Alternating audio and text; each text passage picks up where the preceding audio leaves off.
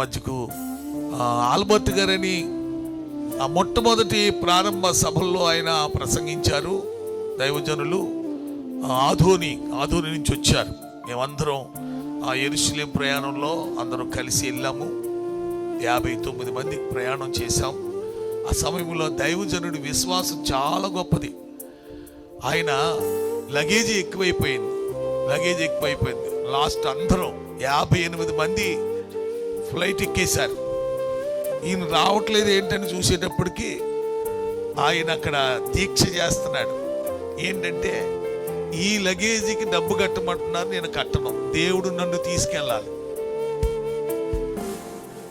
నిజంగానండి, అధికారులంతా చుట్టూ వచ్చి ఆయనను పట్టుకుని విమానం ఎక్కించారు. ఆయన గొప్ప విశ్వాసం. అందరూ చప్పలు కొట్టండి. విశ్వాసం అంటే అదండి.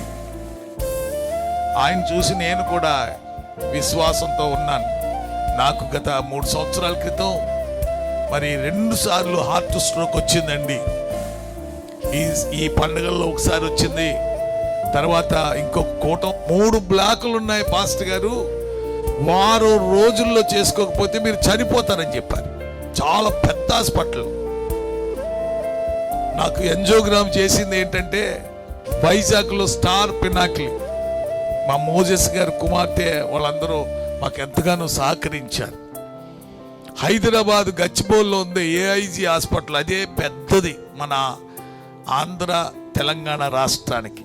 అక్కడ కూడా తీసుకెళ్లారు. అక్కడ కూడా చెప్తే ఏమన్నారు తెలుసా? అక్కడ కూడా చూస్తే ఆ డాక్టర్లందరూ పరిశీలన చేస్తే అర్జెంటుగా బైపాస్ సర్జరీ చేయాలన్నారు. ఆ రోజు దేవుడు నాతో మాట్లాడాడు. ఈ రోజు వరకు నేను సజీవుడిగా ఉన్నాను.